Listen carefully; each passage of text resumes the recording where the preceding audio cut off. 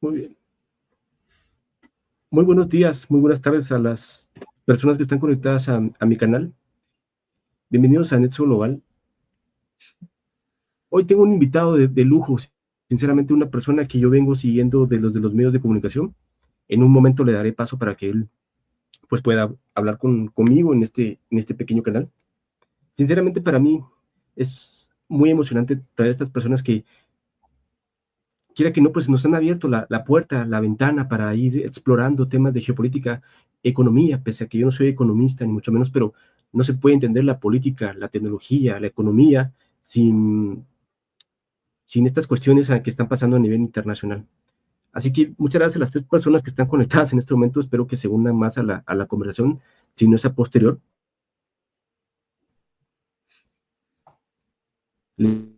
Les agradezco mucho. Y antes de darle paso a su tremenda experiencia, nada más permítame un segundito, por favor. Que, ok, perfecto.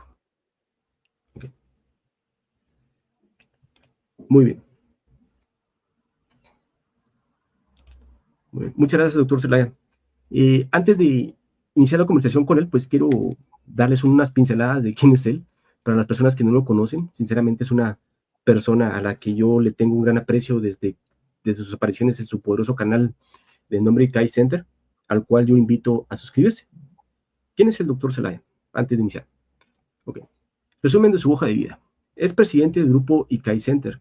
ICAI Center es más que una consultoría, es también un think tank, comprometido con el desarrollo económico y social, impulsando la economía real. Su misión es fomentar organizaciones y sociedades más eficientes e informadas, activas y participativas, contribuyendo al progreso y bienestar colectivo. También cuenta con un canal de YouTube de nombre ICAI Center Group, en el cual está en la caja de descripción del día de hoy. Por favor, suscríbanse, denle la campanita de me gusta. Eh, si ustedes quieren, pues también pueden unirse al canal de ICAI Center. También ha sido asesor delegado en el Comité Económico Social Europeo, Comisión Consultiva sobre el Cambio Industrial desde el año 2010, secretario general en la Corporación Mondragón entre el 2000 y 2009, presidente de la Asociación Europea de Grupos Corporativos entre el año 2001 y 2009, presidente de Mondragón, Universidad de Mondragón de entre 1996 y el año 2000, responsable del Departamento Jurídico de la Corporación Mondragón entre 1989 al año 2000, presidente de la Facultad de Humanidades y Ciencias Sociales de Mondragón entre 1992 y el año 2000. Continuó con más. Sí, esto son unas pinceladas nada más de lo que su poderoso currículum. Secretario de la Presidencia de la Corporación Mondragón, 1988-1989. Director de Marketing de la Caja Laboral Popular entre 1985 y 1987. Asesor de la División Empresarial de la Caja Laboral Popular entre 1984 y 1985. Gestor en contencioso y banca de empresas del Banco de Bilbao entre 1982 y 1984. Y también ha hecho publicaciones. El doctor Zelaya ha sido autor o director de publicaciones sobre desarrollo económico, desarrollo local y regional, economía vasca, cooperativas y economía social, política industrial y política económica en general. También cuenta con un libro que se llama El futuro de Europa, bases para un nuevo modelo, en el cual, si ustedes lo quieren adquirir, yo ya lo he adquirido, está a un buen precio, de forma digital. En lo personal, me gustan más los libros en formato impreso, pero en este caso pues lo tuve que adquirir así. Lo he dejado para que ustedes lo puedan adquirir en la caja de descripción del directo del día de hoy. Algunos de los temas importantes en lo cual yo pues quiero abordar, bueno, he visto sobre el libro, eh, la deuda como el fracaso del neoliberalismo, el aparente fin de la globalización, banca, moneda y crédito, la cuarta revolución industrial, China invierte y Europa no. Okay. También, a mi invitado, pues, eh, ha aparecido en el canal del Coronel, donde ha tenido una intervención bastante puntual. Sinceramente, yo a los jóvenes de mi generación también les invito a que exploren el canal del Coronel, ¿sí? Y también, pues, se suscriban. Una persona que sinceramente ha venido marcando la pauta desde los inicios para que intentemos comprender el mundo más allá de lo que nos cuentan las películas de Hollywood, si este es bueno, este es malo o este es el feo. ¿Sí? También, pues, quiera que no, recurre muy frecuente a un canal que yo recomiendo que se llama Negocios Televisión, donde hace análisis puntuales sobre la economía, sobre la actualidad política y geopolítica, incluso teniendo debates acalorados con ciertos personajes que no voy a mencionar, pero me ha gustado mucho su compostura, su caballerosidad y sobre todo sus conocimientos. Antes de iniciar, doctor Zelaya, quiero iniciar también con una metáfora de, antes de darle paso a su intervención. De ahí yo me callo porque para mí, pues, quiera que no, ha seguido y sigue marcando la pauta en este mundo. El doctor Zelaya es como un arquitecto del futuro geopolítico, analizando con precisión las estructuras en constante cambio del orden mundial. Mientras potencias como Estados Unidos luchan por mantener su supremacía, fuerzas que siempre han estado ahí, como China, Rusia e India, han estado, se levantan de sus cenizas, remodelando las reglas del juego. Gracias a su capacidad para desentrañar estos complejos procesos, ha despertado mentes jóvenes que buscamos respuestas. Es lo que estoy buscando, respuestas. En un mundo en transformación, marcado por una arquitectura financiera cada vez más dinámica y compleja. Con su vasta experiencia como consultor y analista internacional, Zelaya se ha convertido en una guía esencial para entender los nuevos cimientos sobre lo que se construirá el futuro. Muchas gracias, profesor. Muchas gracias por haber aceptado mi invitación a mi humilde canal que poco a poco voy construyendo. Gracias a ti, Rodrigo, y gracias por invitarme al canal. Sobre todo, yo encantado de participar y espero que no sea la última vez. Muchas gracias, así será. Esperemos que no sea la última vez. Entiendo que su agenda es bastante ocupada, pero esto es un canal también para fomentar el conocimiento más que todo. Así que vamos con más, doctor. Sí. ¿Qué está pasando en Europa, doctor? Hemos visto la desindustrialización de Europa, hemos visto cómo se han sometido a intereses económicos de Bruselas, Londres, Washington, y también la pérdida de los gasoductos Nord Stream. Algo me dice que Europa está sometida a los intereses económicos y corporativos de grandes empresas. Sí, bueno, en realidad, en cierta forma es un tema que viene de muy lejos. Incluso podemos relacionarlo con el fin de la Segunda Guerra Mundial. A partir de ese momento hay una cierta dependencia estructural de Europa occidental frente a Estados Unidos. Hay dos factores. Por un lado, la destrucción generada por la propia Segunda Guerra Mundial y, por otro lado, el que las potencias occidentales se veían muy enfrentadas a la Unión Soviética y a la Europa del Este, al bloque socialista, y entonces, bueno, esto ayudaba a que se sintieran muy a gusto, de alguna forma, sometidas a un bloque militar y político atlántico, digamos, ¿no? Bueno, esto ha durado varias generaciones, con unos ciertos altibajos, pero hay otros factores que se han ido añadiendo en los últimos años. En el año 90, con el fin de la Guerra Fría, se abren unas expectativas de que Europa se va a liberar de esa tutela de Estados Unidos, y no solo eso, sino que se va a convertir sin ninguna duda en el líder en la región, digamos, líder económica, política, incluso después militar del mundo.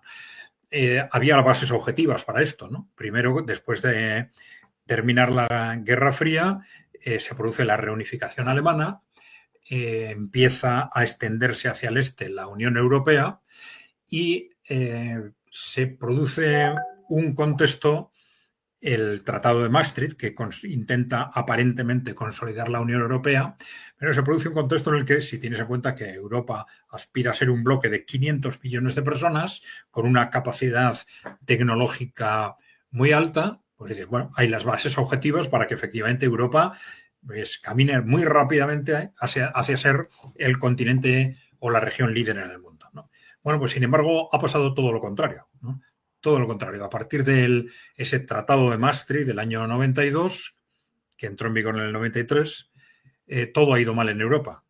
Todo ha ido mal. Es decir, desde el punto de vista económico, social, cultural, y político, ¿no? Nos hemos introducido en una situación estábamos cada vez peor en el ámbito económico, pero hasta una situación de estancamiento en los últimos 20 años. Un estancamiento que también se ha producido en Latinoamérica, un poco menos en Estados Unidos, pero al final estamos hablando de cifras de crecimiento medio anual inferiores al 1%, que es prácticamente una situación de estancamiento, ¿no? Nosotros lo solemos comparar con esa referencia histórica que tenemos del colapso de la Unión Soviética. Y sin embargo vemos cómo en los últimos años de la Unión Soviética, aunque bajó el ritmo de crecimiento sensiblemente, pero nunca llegó a las circunstancias de estancamiento que hemos tenido estas 2 décadas en Europa, ¿no? Bueno, ha habido un proceso de caída económica, de caída demográfica, y no ha habido una capacidad de reconstitución interna, ¿no?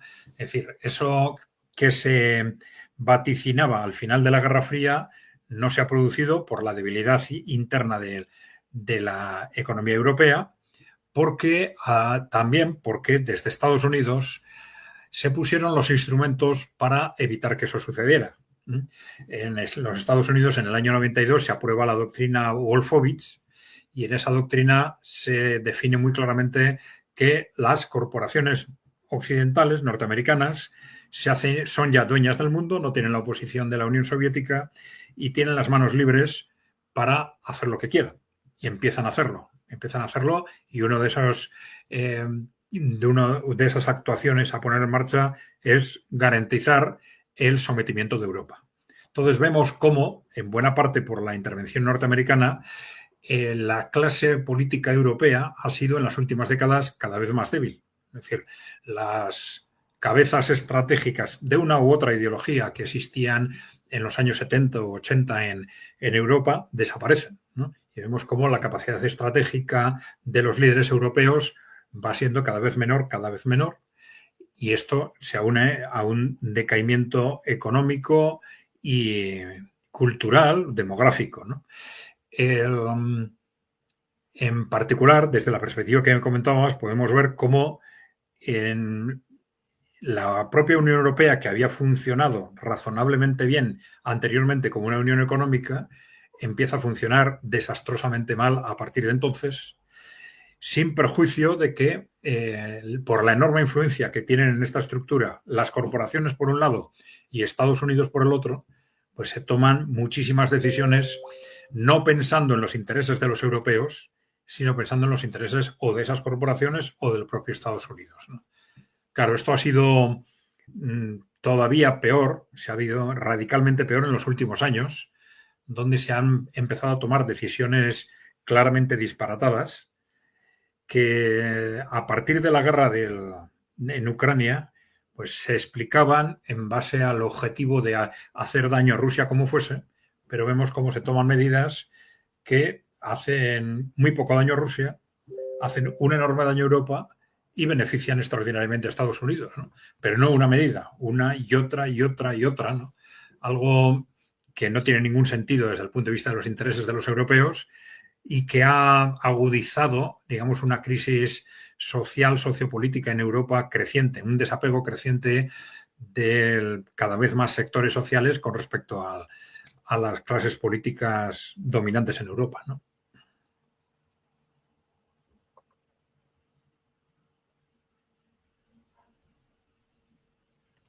Perfecto. Pasar para acá.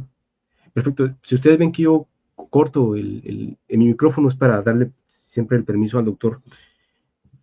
Desde entrada, también en el conflicto en Ucrania, pues, como usted lo ha mencionado antes, pues, vimos que por parte en América, los líderes europeos a los que nosotros aspirábamos más o menos ser una civilización, ¿sí? Aquí en América, empezaron a tomar decisiones contrarias a los intereses de la ciudadanía, sanciones bueno, a este caso a Rusia, pero al final no son sanciones a Rusia, sino son sanciones a los mismos europeos, al mismo bloque económico europeo. Muchos empezamos a cuestionar, pero ¿en serio están tomando estas decisiones en Europa? Sí, yo como vuelvo a repetir, yo no me considero experto ni mucho menos, pero uno dice, esto no es acorde a los intereses de la ciudadanía. Por lo menos lo vería normal a los términos de las decisiones que se toman en América, nuestros gobernantes, pero prácticamente fue como un despertar por parte de mucha gente. Sí, bueno, es cierto que el conflicto en Ucrania ha creado un contexto ideológico, político extraño, ¿no? Vamos a ver, esto viene de muy lejos, ¿no? He hablado antes de la doctrina Wolfowitz, que se aprueba en el año 92. Después de la Guerra Fría, en concreto en esa doctrina, se dice, bueno, somos dueños del mundo, pues de acuerdo con lo que nos decía Francis Fukuyama en aquel libro El fin de la historia, ¿no? Porque ahora ya no hay oposición, la democracia liberal es el presente y va a ser el futuro, no tiene alternativa, podemos hacer con el mundo lo que queramos, pero ya en la doctrina de Wolfowitz, en el 92, se señala un riesgo geopolítico que sorprendentemente en aquel año se señala a Rusia, ¿no? Se dice controlamos el mundo, no tenemos alternativas, pero ojo, cuidado con Rusia porque es un país enorme, es el país más grande del mundo, tiene enormes recursos, es la primera potencia nuclear y controlamos el gobierno, que en el entonces, durante la década de los 90, estaba controlado por Yeltsin y por los oligarcas, los que se llaman los grandes oligarcas, pero no controlamos los cuadros medios ni la población. Y bueno, ¿esto qué quiere decir? Pues que, ojo, que tenemos que poner estrategias en marcha para asegurar el control y el sometimiento de Rusia. Bueno, y esto lo hicieron. Lo hicieron, pues, entre otras medidas, con la guerra en Yugoslavia, en la extensión de la OTAN hacia el este, etcétera, en un proceso de cerco progresivo, ¿no? A fines de los 90, esta doctrina se transforma en la doctrina Rusia-China. Es decir, entonces ya dicen, desde el punto de vista geopolítico, tenemos dos grandes riesgos que son Rusia y China, ¿no? Como potencias emergentes, ¿no?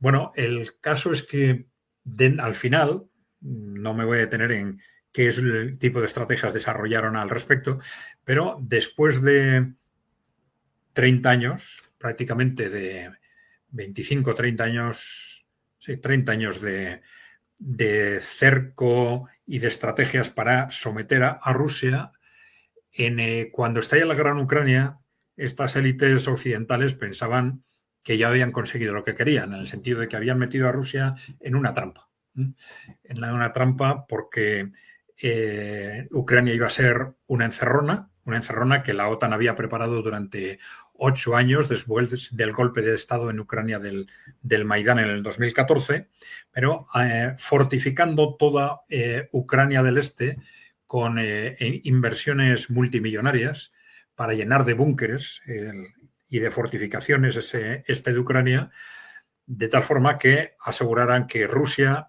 se iba a entrampar en una guerra con Ucrania y que aquello iba a ser, sin duda, pues un segundo Afganistán. Ya sabéis que al final de la Unión Soviética, pues la Unión Soviética invirtió grandes esfuerzos en una guerra en Afganistán de la que luego al final salió, ¿no? Tuvo que salir.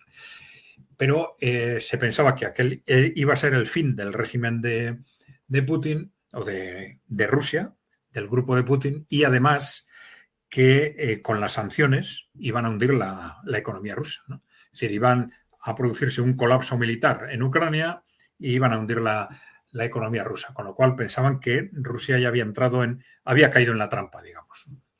Bueno, pues de pronto se dan cuenta, apenas transcurrido un año, de que ha sucedido todo lo contrario. Es decir, en Rusia, un año después, ya se ve que dentro de la estrategia de guerra de desgaste tenía ganada la guerra desde un punto de vista estratégico, ya hace 2 años, que esto está claro, y por otro lado, que las sanciones económicas no han funcionado. Al contrario, han hecho un enorme daño a Europa, pero la economía rusa se mantiene perfectamente y su maquinaria de producción de armamento a un ritmo muy superior al de la OTAN en su conjunto, ¿no? Claro, esto ha puesto enormemente nerviosos a esas élites europeas, ¿no? Porque esto no es un peligro para los ciudadanos europeos, pero sí para esas élites europeas, ¿eh? Que se ven tremendamente amenazadas por el riesgo de victoria rusa en Ucrania. Porque eso es por un lado, es el fracaso de esas 30 años de estrategia, es decir, no solo no conseguimos someter a Rusia, sino que Rusia sale victoriosa de una guerra en Ucrania, ¿no? Y esto va a cambiar probablemente radicalmente el panorama ideológico-político de Europa Central Oriental, por lo menos, ¿no? Donde ya la influencia ideológica rusa es muy fuerte, pero que se va a disparar sin ninguna duda después de esa victoria, ¿no? Pero además tenemos el factor muy importante para las élites corporativas occidentales de las políticas que desarrolló el grupo de Putin cuando llega al poder en el año 2000 y que son claves para entender esa obsesión de las élites occidentales con Rusia, ¿no? Cuando llega ese grupo de Putin al poder en el año 2000, claro, su estrategia fundamental es echar a los oligarcas del poder. Es decir, a esos oligarcas que se habían hecho con el control de Rusia en los 90 y que prácticamente habían destruido en Rusia, ¿no? Pues los echan del poder, pues quitándoles el poder económico, mandando al exilio a algunos de ellos, a otros a la cárcel, etcétera. Y claro, esto es un reto y una amenaza directísima para estas élites occidentales, ¿no? Porque se ven reflejadas en ese ejemplo, ¿no? Incluso muchos de ellos estaban identificados, ¿no? Algunos de estos oligarcas ha reconocido expresamente que ellos trabajaban coordinados por los Rothschild, que es una de las familias oligárquicas claves dentro de las grandes corporaciones occidentales, ¿no? Entonces, está claro que para estas élites ya el no someter a Rusia es una amenaza, ¿no? A Rusia y a China. Pero claro, Rusia tiene un peligro que no tiene China y es que culturalmente es muy cercano a Europa, ¿no? Es culturalmente europeo y esto hace que el riesgo de contagio de las políticas adoptadas por Rusia, si a Rusia le va bien, pues sea altísimo, ¿no? Bueno, pues esto es lo que crea una situación de pánico en las élites occidentales y que les lleva a tomar decisiones enloquecidas. Ya la hemos comentado algunas en el ámbito económico, pero también están pues estas estrategias de rearme disparatado en un momento en que los presupuestos de los países europeos están al límite, en el que las poblaciones están cada vez más inquietas, y además adoptar posiciones de provocación constante a Rusia. Porque, claro, la interpretación que hacen estos países es que, claro, Rusia tiene ganada la guerra de desgaste, la única forma de dar la vuelta a la situación es una escalada, ¿no? Y esto es lo que han intentado durante 2 años con distintas provocaciones, intentando que Rusia les dé el pretexto para esa escalada, ¿no? Pero claro, es una escalada en la que, de cualquier forma, ellos no son capaces de introducirse sin Estados Unidos. Y en este momento ese es el gran problema, ¿no?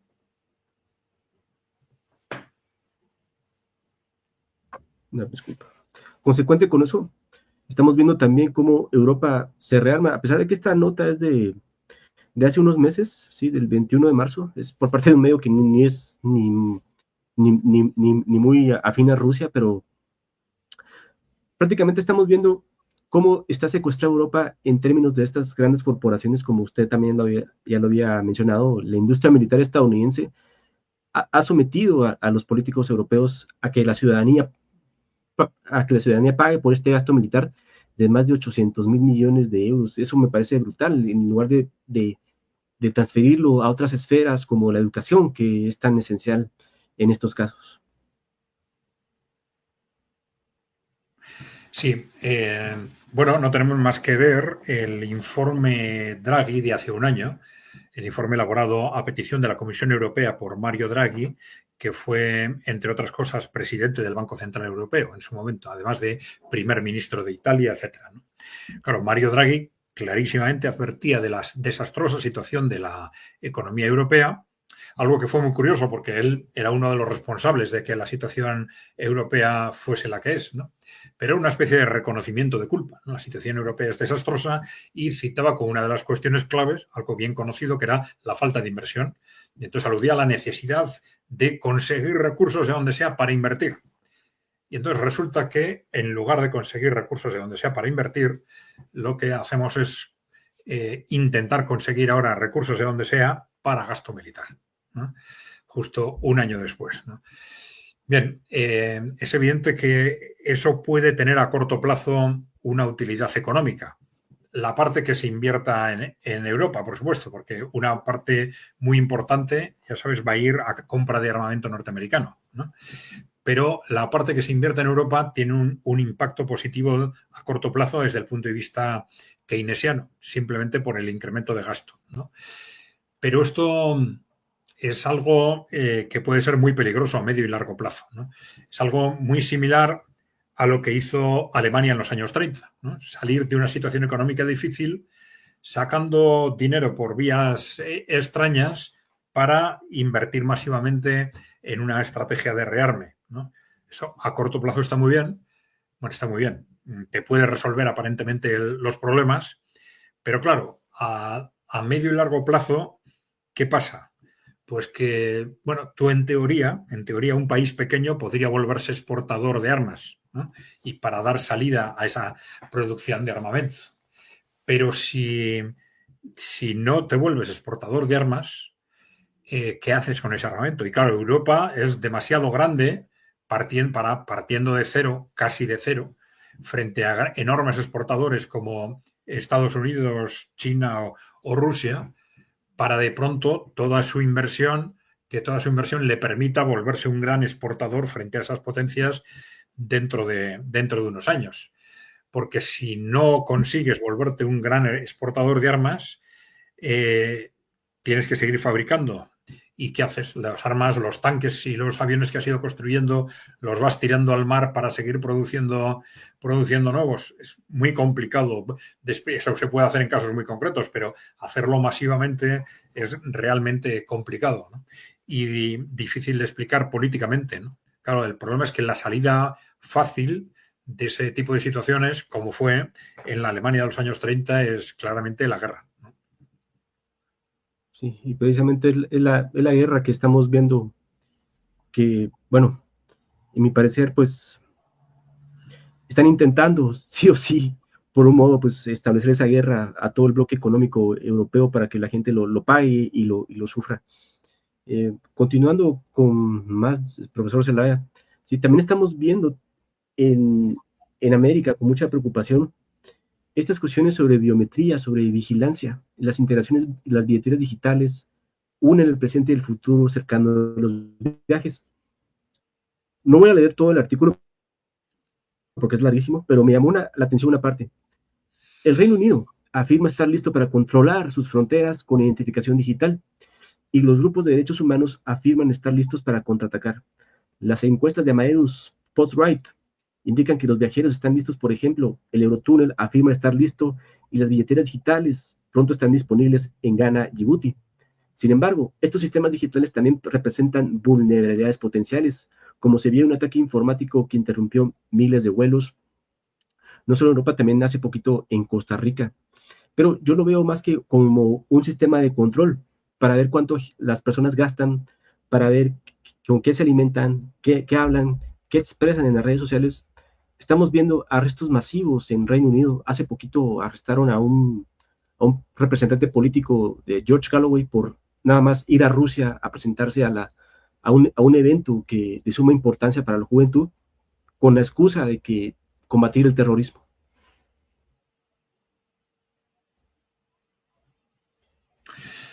Sí, vamos a ver. Aquí hay un problema de fondo.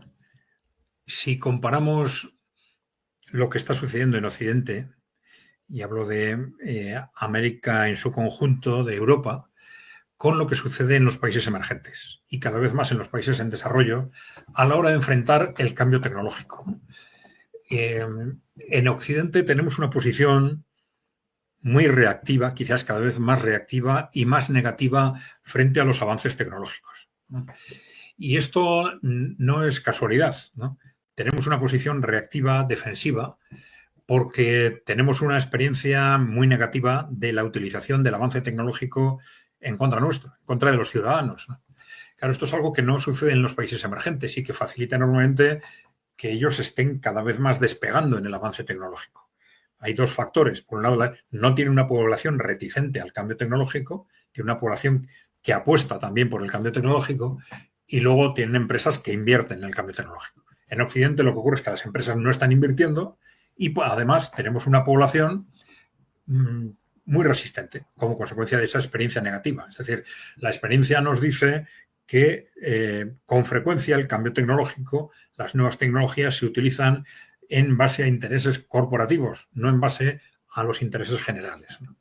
Y claro, esto en buena parte ha sucedido con los avances tecnológicos de las últimas décadas.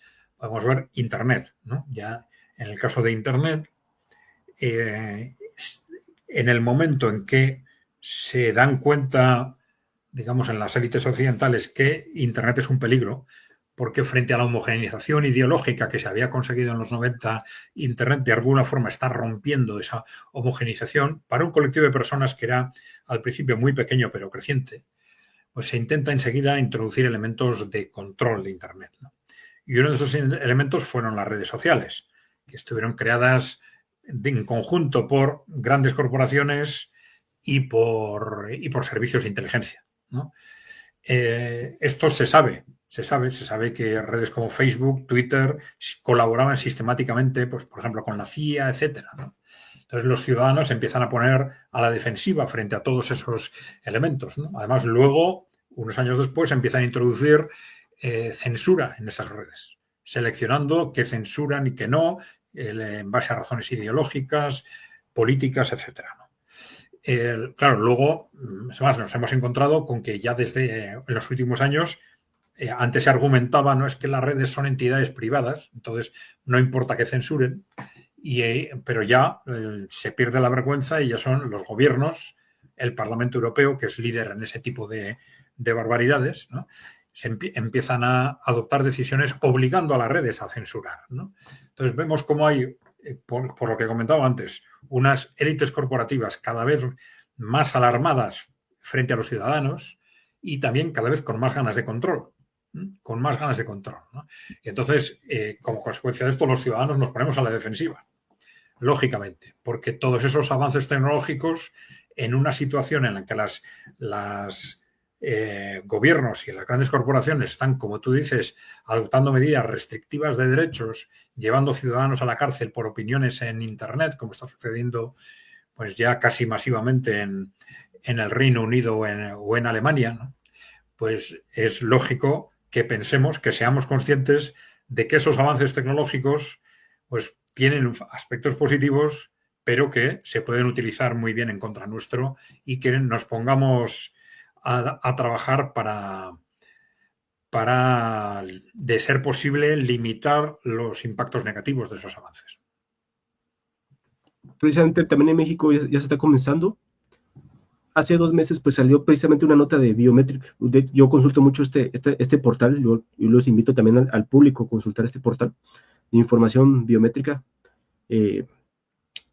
donde, por ejemplo, el famoso CURP, o como se le quiera llamar, el pago de impuestos, ya lo quieren hacer por vía digital, pero incluso hay mucha resistencia también debido a ciertos sectores de bloques de la sociedad civil que se están oponiendo. ¿Por qué? Porque están diciendo, no, pues esto nos quieren controlar para ver cuántos impuestos debemos de pagar cuando la gente pues prácticamente está al día, como suele pasar.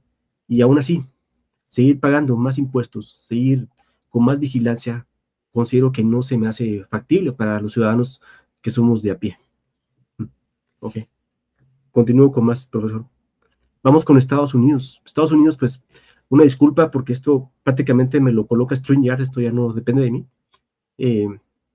Estados Unidos estamos viendo, pues, obviamente que está perdiendo su influencia, no solo en el mundo, sino también en América. ¿Sí?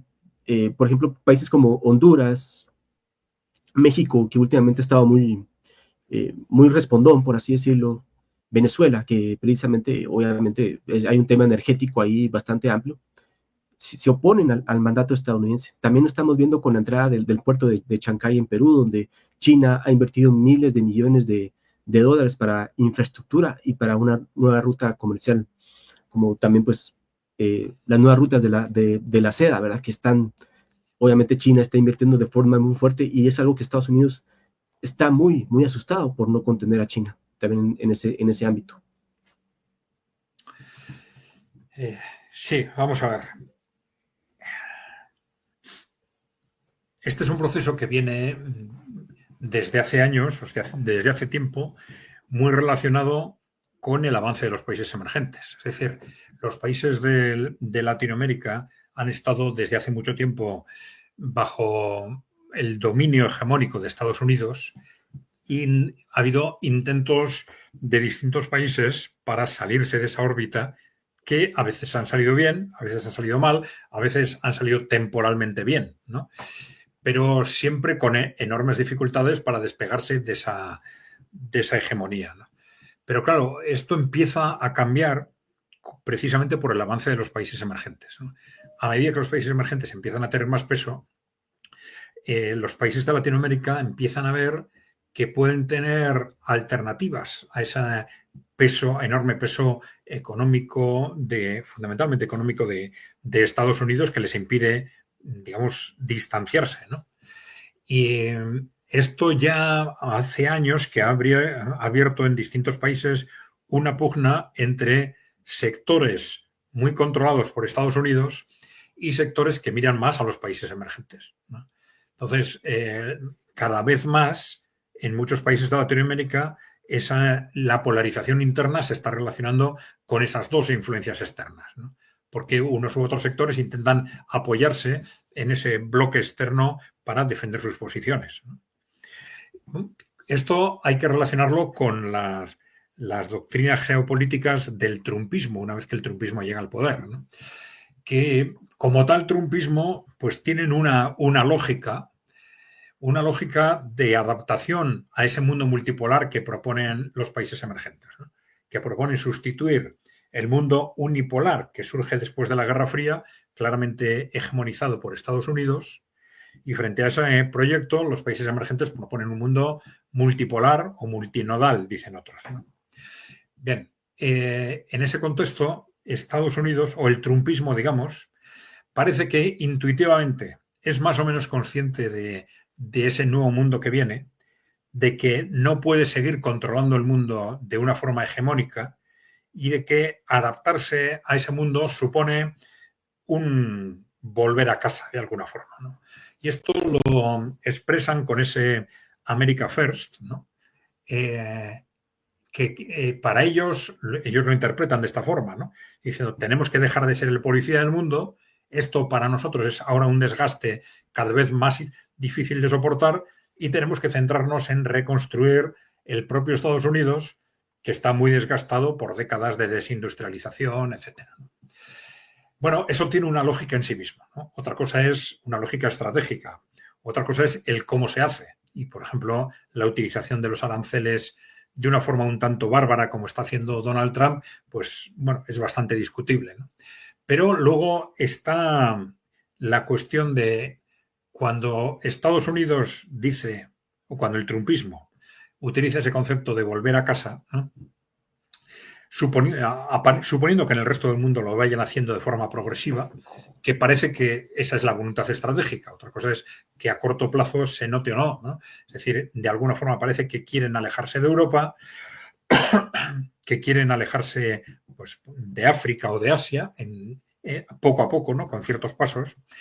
Pero, ¿qué pasa con América? Esta es la gran cuestión. Es decir, cuando en su segundo mandato Trump llega al poder y hace referencia a que Groenlandia se incorpore a Estados Unidos, lanza este mensaje de que Canadá puede convertirse en el estado número 51, o hace una referencia a que México tendría que estar más sometido a Estados Unidos, etcétera. ¿En qué están pensando? ¿O son simplemente palabras? Porque efectivamente la personalidad de Donald Trump ya sabemos la que es. Entonces dice una cosa una semana, la semana siguiente dice otra, ¿no? Y ahora, en este momento, por ejemplo, ya nadie se acuerda de Groenlandia ni de Canadá. Pero bueno, pero esta es una cuestión clave, ¿no? Cuando están pensando en este volver a casa, los trumpistas a largo plazo, están pensando en Estados Unidos, están pensando en Norteamérica o están pensando en toda América. Esta es una cuestión clave. Si están pensando en toda América, van a intentar defender país por país su presencia y su hegemonía a toda costa, ¿no? Y esto es lo que puede explicar cómo en los últimos años ha habido batallas muy fuertes en distintos países con protagonistas muy vinculados a Estados Unidos o al bloque emergente. Pero es un proceso que está en muchos países todavía naciendo, ¿no? Por ejemplo, en Argentina hay un desplazamiento, o hubo un desplazamiento muy claro del peronismo en el poder hacia un acercamiento, ¿no? Hacia el bloque emergente. De tal forma que poco antes de perder el poder, antes de las elecciones, pidieron formalmente el ingreso en los BRICS, ¿no? Esto fue apoyado por Brasil, con muchas dudas por parte de los otros países, precisamente porque había unas elecciones previstas y el otro candidato, que era Javier Milei, se había posicionado en contra expresamente de ello, ¿no? Entonces, claro, entrar a uno de estos bloques cuando el gobierno está a favor pero la oposición no, pues siempre es discutible, ¿no? Y claro, hemos visto cómo Javier Milei, al contrario, hizo una apuesta muy clara por Estados Unidos y por Israel también, ¿no? Y al ganar las elecciones, pues Argentina optó por no unirse a los BRICS, ¿no? Entonces, estamos en una situación en la que ahora Estados Unidos, ante el fracaso de las políticas económicas de Milei, pues parece, le gustarán más o menos estas políticas, pero parece dispuesto a apoyar a toda costa a Milei porque es nuestro hombre, es nuestra baza para mantener el control de Argentina, que es una pieza fundamental en América Latina, ¿no? Pero bueno, dinámicas de estas pueden surgir y están surgiendo muy fácilmente en el conjunto de Latinoamérica, ¿no? Concreto con eso, pues también pues estamos viendo las tensiones que está entre Venezuela y Estados Unidos en el Caribe. Yo lo veo más que como un tema energético, donde Estados Unidos necesita todos los recursos energéticos para contener a en este caso, a su máximo rival, que sería China. Con esa excusa bueno, del narcotráfico y del terrorismo, pero es aquí donde también yo me hago a veces preguntas, bueno, pero si ustedes sinceramente quisieran combatir el narcotráfico, ¿por qué no lo hacen desde sus bancos? ¿Sí? No estoy diciendo que también en América no tengamos responsabilidad, ni mucho menos, pero ese sistema financiero, si intervienen fuertemente, pues sería prácticamente la caída del sistema financiero occidental. Sí, efectivamente, porque, claro, Estados Unidos habla mucho de en qué países se produce la droga, pero hablan muy poco de las redes, no solo que llevan la droga a Estados Unidos. Estados Unidos es un país de 300 millones de habitantes que necesita unas redes internas impresionantes para distribuir esa droga. ¿Qué pasa con esas redes? Apenas hay detenciones de esas redes, ¿no? Y sobre todo, luego hay una red importantísima de blanqueo del dinero generado por la droga. ¿Qué pasa con esa red de blanqueo? Que afecta fundamentalmente a los grandes bancos internacionales. Y pues ahí tienen unas posibilidades enormes de actuación dentro del propio Estados Unidos, sin necesidad de lanzar acusaciones muchas veces infundadas, es decir, sin presentar pruebas de ningún tipo sobre otros países, que bueno, está claro que en el caso de Venezuela es un pretexto, lo que no sabemos es para qué. Simplemente para asustar o puede ser un mensaje interno dentro del propio Estados Unidos, de estos que lanza Donald Trump cuando quiere despistar en una u otra dirección, o si realmente hay una intención de hacer algo más serio con Venezuela, algo que necesitaría fuerzas enormes, no solo navales, sino evidentemente de desembarco y de asalto en la propia Venezuela. Muchas gracias, doctor. Continuamos con más. Ahora, pues, esta nota que me pareció, nos decían desde el 11 de septiembre que iban a destruir el terrorismo y todas esas cuestiones si nos lo perjuraban. El Departamento de Estado de los Estados Unidos, pues, el Departamento de Justicia, había lanzado una recompensa por este rebanacuellos, que ustedes pueden ver los videos, yo no los voy a poner aquí por cuestiones también éticas y de que no quiero que tampoco me cierren el canal.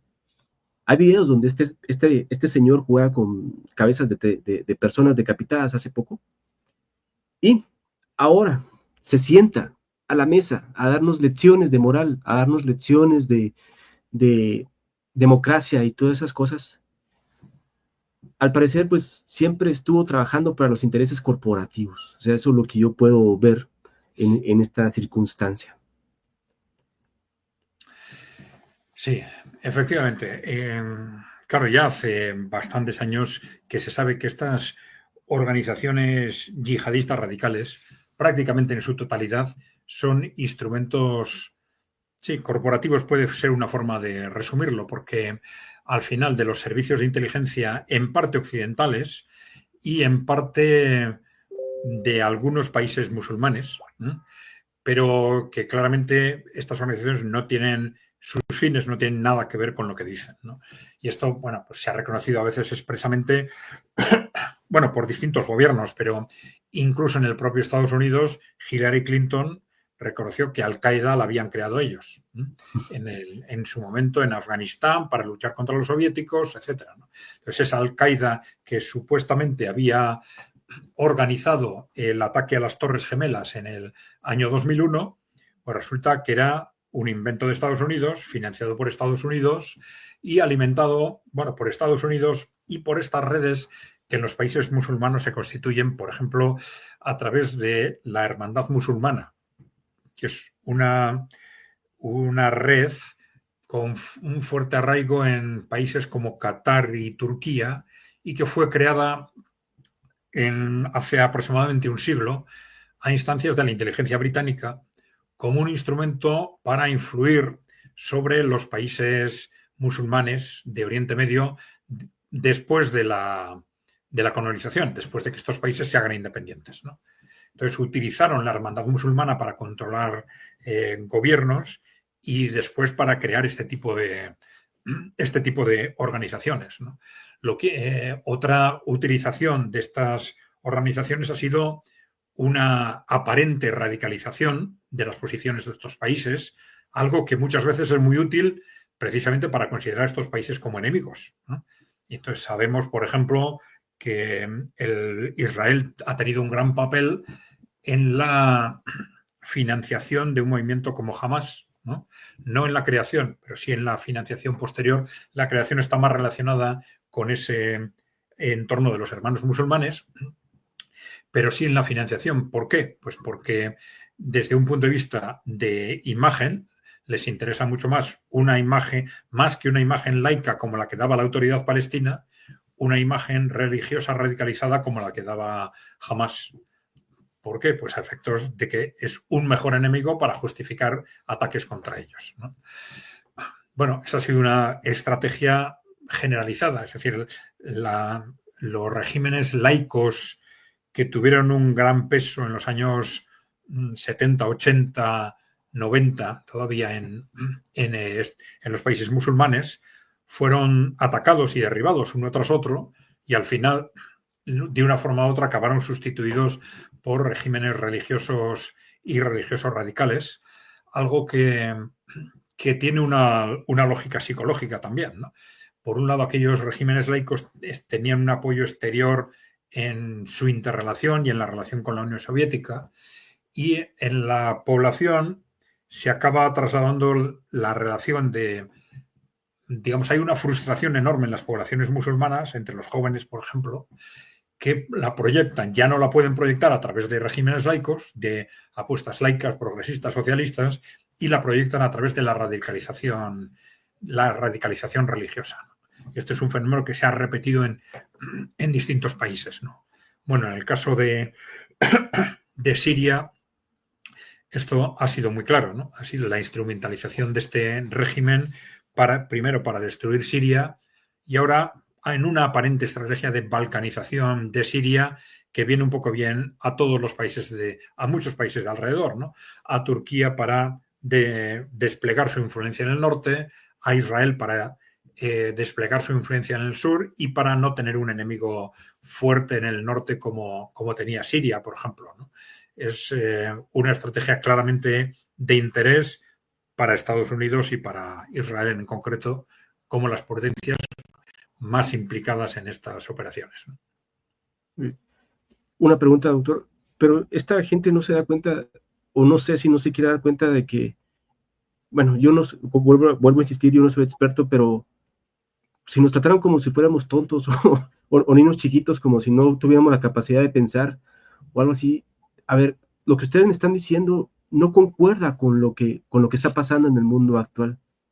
Ellos no se dan cuenta o simplemente viven en otra esfera donde dicen, a mí no me importa, yo hago lo que quiero. Bueno, cuando dices ellos, no sé de quién están hablando, porque nos pasa a todos los ciudadanos del mundo, Sí, sobre todo de Occidente, ¿no? Que sí, somos quizás los menos informados del mundo en este momento, ¿no? sí. Me refiero tal Pero vez a las élites corporativas que dicen, no, no nos importa, nosotros hacemos lo que queramos. claro, es distinto. Sí, porque los ciudadanos, lamentablemente, nos dejamos llevar, sobre todo si se quiere, por la televisión, ¿no? Y Sí, claro, por ejemplo, pues con el tema del Estado Islámico nos empiezan a sacar imágenes de estas bárbaras de gente cortando el cuello y pensamos, bueno, pues estos son unos bárbaros que han surgido ahí en el seno del yihadismo radical y que han ido cogiendo peso y que son cada vez más bárbaros, ¿no? Y claro, hasta que no sabes que realmente detrás hay intereses occidentales y de algunos otros países que los han puesto allí por intereses geopolíticos, ¿no? Claro, en el caso de los intereses corporativos, bueno, claro, por supuesto que lo saben, son un instrumento para ellos que les ha resultado extraordinariamente útil en muchos casos, claro. ok. Ahora vamos con el caso de China. Pues estamos viendo China. China, pues como ya había dicho antes, pues está invirtiendo gran cantidad de infraestructura, tanto en África como en Djibouti, en América como en este caso en el Perú. Y también China ha estado pues invirtiendo muchas cuestiones en semiconductores. Ya sabemos la erupción de DeepSeek, la famosa inteligencia artificial, que es prácticamente lo mismo que ChatGPT. Pero también viene unado a esta nota que encontré el 24 de junio. Yo todo lo voy guardando en varias carpetas, que dice así: China logra la producción en masa de semiconductores dorados. En mi opinión, esto pone en jaque a las grandes tecnológicas estadounidenses como Nvidia, donde no logran darle la vuelta a los desarrollos tecnológicos de China. También vemos cómo China pues desarrolla máquinas autónomas aún mejor, a una mejor producción y a un menor costo.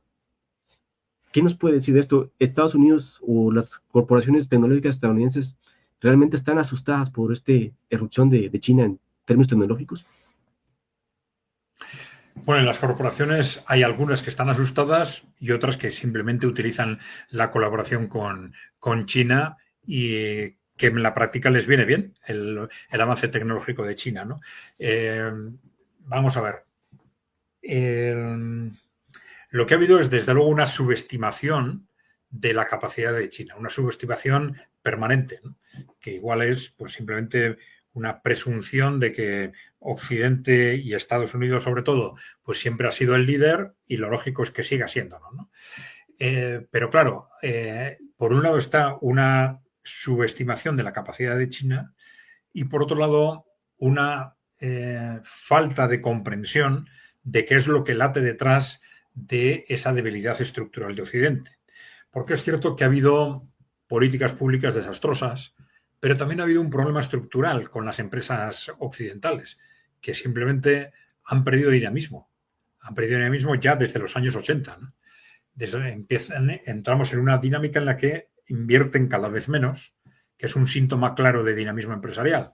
Pero la caída de la inversión es uno de los síntomas fundamentales de cómo el neoliberalismo no ha funcionado, ¿no? Es el sistema que ponemos en marcha desde los años 70 para intentar hacer frente a lo que entonces fue la crisis del petróleo. El diagnóstico macroeconómico es que las inversiones tienen que ser más rentables, pero ponemos toda una serie de medidas en marcha para que las inversiones sean más rentables y no hemos conseguido que las empresas se inviertan. Al contrario, la inversión ha seguido cayendo de forma continuada, ¿no? Y claro, hablamos mucho, hablamos de que hay que poner en marcha la cuarta revolución industrial, antes de la digitalización. En esa cuarta revolución industrial vamos a hacer esto, lo otro, lo demás allá, la robotización industrial, la servitización de la industria, etcétera. Y luego nos encontramos en la práctica con que solo unas pocas empresas invierten. Solo unas pocas empresas invierten en esos terrenos. Y donde realmente se está invirtiendo es en Asia, ¿no? Entonces vemos, por ejemplo, hay datos que están más o menos contrastados, pero donde está clarísimamente contrastado, por ejemplo, es en los robots industriales, ¿no? Pero hay una desproporción enorme entre la cantidad de robots industriales, los ya instalados y los que se están instalando en Asia, sobre todo en China y en Occidente. Entonces, Occidente se está quedando relegado a un ritmo impresionante. Entonces, el ritmo de inversión es el que está marcando el retraso en su conjunto de la industria. Entonces, esto es lo que marca también la posibilidad de avanzar en determinados sectores específicos, ¿no? Aparte de esto, también es cierto que, como consecuencia de la tradición de planificación económica, países como China o Rusia tienen también mucha mayor capacidad de concentrar esfuerzos en un determinado sector, ¿no? Saben hacerlo, saben cómo hacerlo, mientras que en Occidente da la sensación de que necesariamente andamos en todos los sectores al ritmo al que va el conjunto de la economía, al ritmo tecnológico y al ritmo de inversión al que va el conjunto de la economía. Estos países saben concentrar esfuerzos para desarrollar un determinado sector y lo han hecho, pues, a veces en el ámbito espacial, en la Unión Soviética, en el ámbito armamentístico, cuando ha sido necesario. Y China, pues, cuando ha visto, por ejemplo, que había que hacer una apuesta en el ámbito de los semiconductores, la ha hecho, ha sabido hacerla y ha sabido sacarla adelante. Algo que nos cuesta muchísimo a los países occidentales, ¿no? Sí, correcto. Yo veo que, por ejemplo, Europa no está invirtiendo en semiconductores y pues prácticamente la pugna está entre Estados Unidos y esa isla de nombre Taiwán, que está en el área de influencia de China, donde Estados Unidos invierte, pero también interviene de una política muy agresiva para impedir el comercio chino. Y continuamos, doctor. Yo sé que ya hemos llegado a la hora, no habíamos establecido una hora, pero usted me dice cuándo quiere parar y con mucho gusto paramos. Bueno, una hora aproximadamente está bien, ¿eh? Tampoco. Ok. Sí, ya nada más me queda 2 temas y con esto concluimos, unos 5 minutos más y ya. Ok. Para muchos de los jóvenes, ¿por qué es importante entender la economía y la geopolítica? O tratar de entenderla. Bueno, hay razones distintas, ¿no? Vamos a ver. Por un lado, la utilización profesional que vayamos a hacer en el caso de la economía, ¿no? Pero como ciudadanos, que entiendo que tu pregunta puede ir un poco en esta dirección, ¿no? Como ciudadanos, bueno, la economía es fundamental y se enseña muy poco en la enseñanza, lo que aquí llamamos enseñanza básica, bachillerato, etcétera, ¿no? Es fundamental para entender cómo funciona realmente la sociedad, ¿no? Y para que no nos engañen, por ejemplo, para entender las decisiones políticas, ¿no?